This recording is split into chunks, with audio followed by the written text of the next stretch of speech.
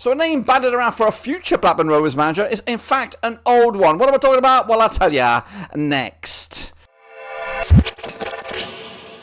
That's right, folks, back once again with another video, and today we're going to take a look at potential replacements for Val Ishmael. That's right. That's, of course, if Rovers decide to pull the trigger. What am I talking about? Well, I'll tell you in a second. If you're new, where you been? Smash your subscribing. One stop shop for Blackburn Rovers Championship. Whoa, football. We're going to all hear under one Ruski. That's right. Big Val has got his lovers and he's got his haters, and of course. But what about the Blackburn Rovers fan base? What do they think about replacing Val with, of course, an old face? What am I talking about? Well, I'm talking about Tony Mowbray. That's right. That's a name that's been currently getting some heat over on social media, and we talk about the potential return of the old gaffer in just 1 second. Big shout out to the members, big shout out to the patrons. You know who you are, and of course, if you're new, smash that subscribe, and of course, if you're new, if you're not new, if you're new, old, whatever you have you, smash that like button. Of course, we're trying to get up to 30 likes for these little videos here about Blackburn Rovers, and of course, moving forward. So please do that. Get the YouTube algorithm working for you and also working for the channel. But until then, let's get into the deep end with the lads. I think the biggest thing for me is, who are we going to get?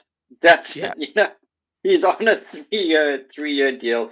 Now, I suppose, listen, if we had lost and results, there's still a long way to go. If results go against us, that can change. But for now, I'm just very worried about the potential of what manager we can get and who can come in and actually change things around. Because quite frankly, it's not a case of the problem being the manager. We've had... Sure. Since Mowbray left, we've had he's a third manager since Mowbray left.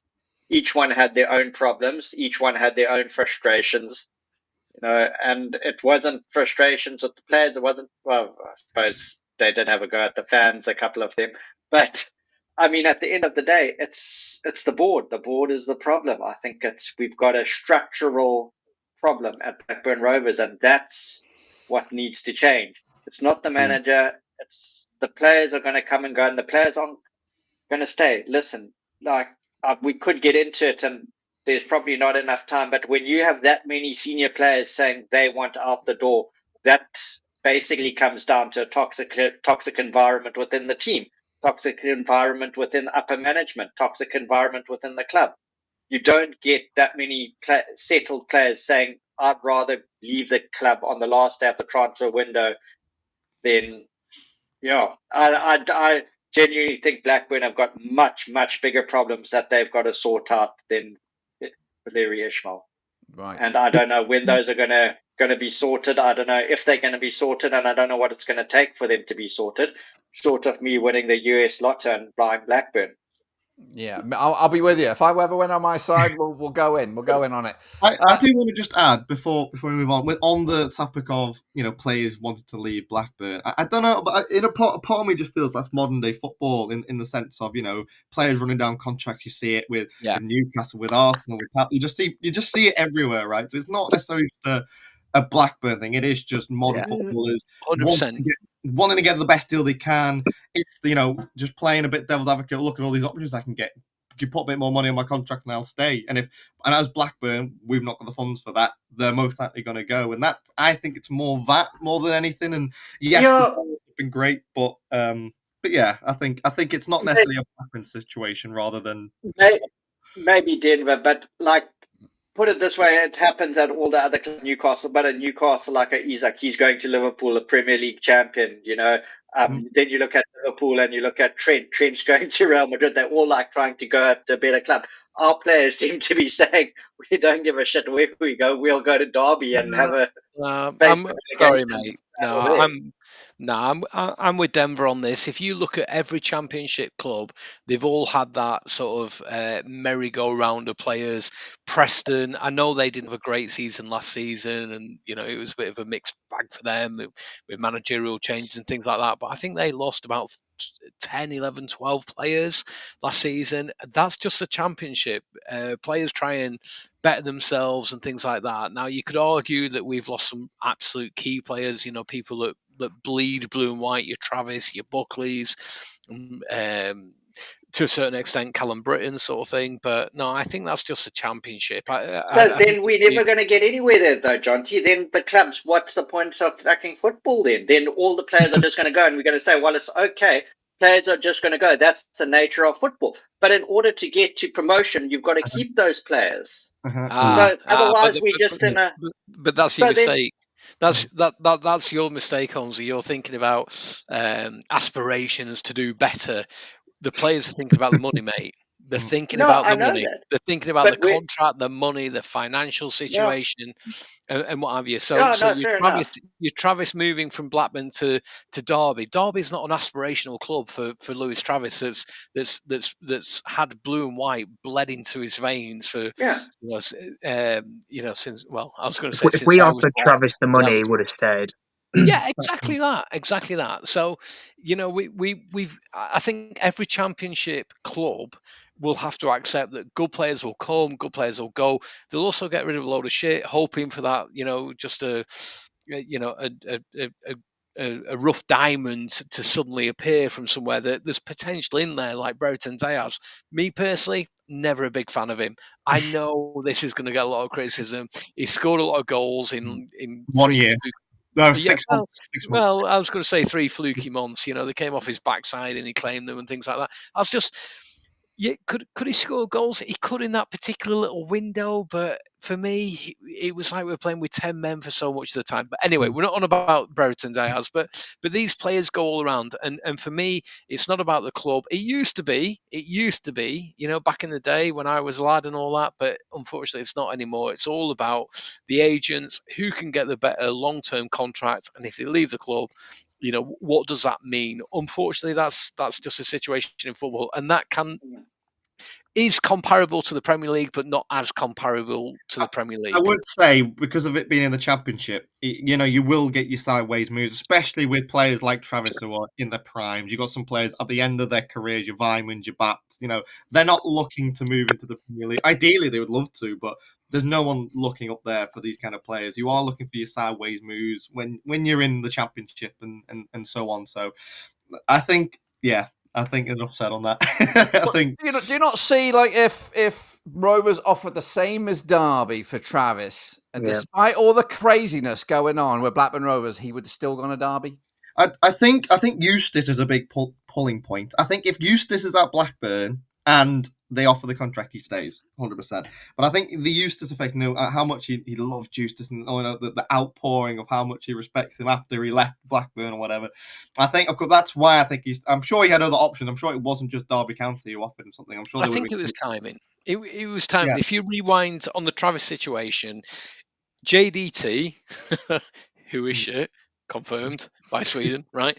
JDT, sorry, did I say that out loud?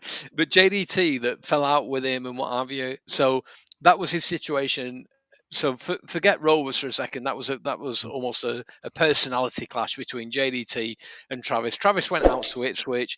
He came back in. Eustace then put his arm around him, loved him, and that's just where Travis's head was at the time when when there was, I wouldn't say disarray at Rovers, but when there was opportunity for other players, for other clubs to come in for some of our players. So it's an opportunist thief, is Derby, in my opinion. But I mean, I see a lot of our ex-Rovers players are not featuring week in, week out. I know there's a couple of injuries, so before anyone shoots me down in the comments, yes, there has been a few injuries in there, including Travis actually. But these guys are not starting, and that to me cements in my mind that these were not sort of like promotion playoff pushing players who were just steady away. Yeah. Yes. Is there a scenario that could play out that Big Val is not in charge of Rovers in 2026 and the return of the Messiah, Tony Mowbray, happens at Blackburn Rovers, even if just for a 6-month caretaker bit to the end of the campaign? Who hasn't said a piece? Denver. I You've mean, been blabbering on. He has been, but maybe just to get some calm flow to this podcast here. Just get someone said on the fence there. Is that what you're looking for, just Dirk? get a bit of Denver in here just to calm things down a little bit. So I can't see it. I think. Look, I see the appeal, but if you're Tony Mowbray again, remember it was always a trek for him. I know maybe 6 months it might be a thing, but I don't know. It might be enticing for him for a few, but like at the end of the day, I don't think that's the the aims of Blackburn Rovers, we're looking at a project, right? The board are looking for a sustainable thing over a period of time, bringing developing players. If you're bringing in Mowbray for a 6-month period, you're not doing that, right? So if the board were going to let Ishmael go, there would be someone already you'd have 5 or 6 potential people who you think are right for the club. You think that will take on the academy and maybe bring through players through, and you'll poach a few nobodies from a few different leagues. I think that's the road they want to go down. Mowbray, yes, I think he did do that in some degree, but I think he will look for.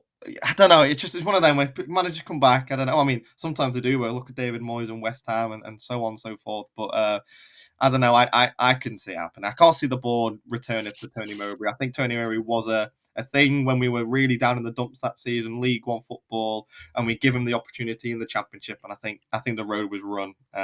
So yeah, I don't think so. That's my answer. Jacob, what do you think? I think we could do a lot worse than Tony Mowbray if we kind of carry on the way this season's been going. I'm not sure what Val's win percentage is now, but it is worth bearing in mind that before that Southampton win, I think it were going round that his win percentage was worse than Steve Keane and Owen Coyle's. So I've not got high hopes, I'll be honest. I'm hoping it's a catalyst, but I think, they'll give him like they did with Coyle and whatnot, and they did with JDT. I think they'll give him the January window. Things don't turn around. I think there's a potentiality that we have to pull the trigger in February if we are in that bottom three or whatnot.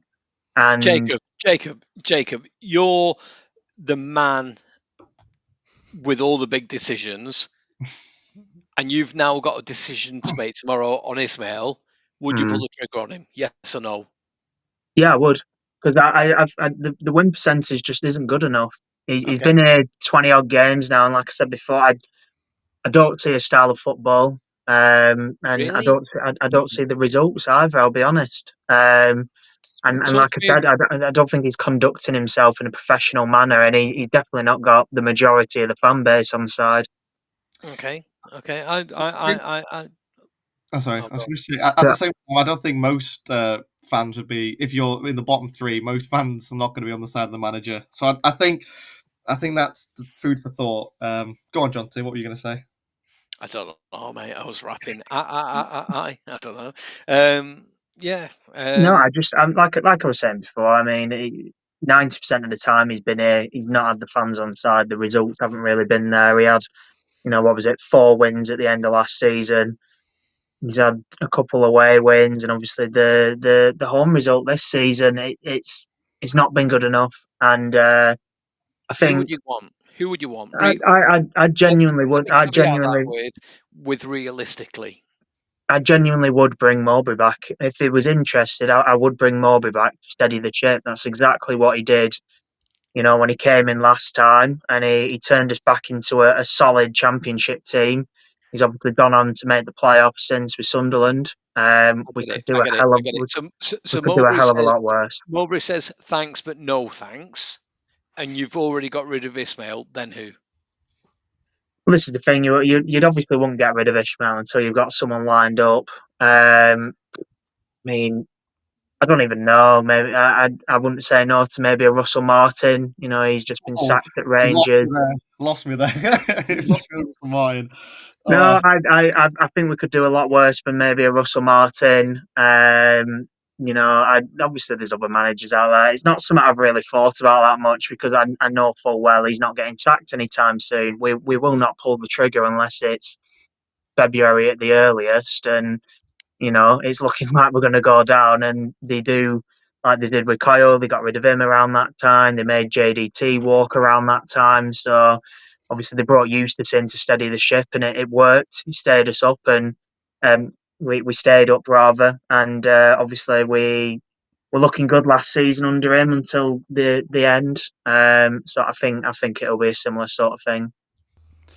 Appreciate that, lads. Of course, yeah, Val is still in the hot seat as of right now, and of course, who knows, he could be here for many, many years to come. But yes, Tony Mowbray has been bandied about as a potential return. I even went down that road myself and thought about it through the dark, dismal times before our big win over, of course, Southampton. But anyway, let me know your thoughts and opinions about the potential of Tony Mowbray returning. Does that get you excited? Is it a step in the backwards step for Rovers? Let me know down below. Of course, don't forget to smash that like, guys. We're looking for 30 likes for these videos. I do appreciate it. Make sure you subscribe again if you're new, and we'll be back for another day of more Rovers action as of when we get it.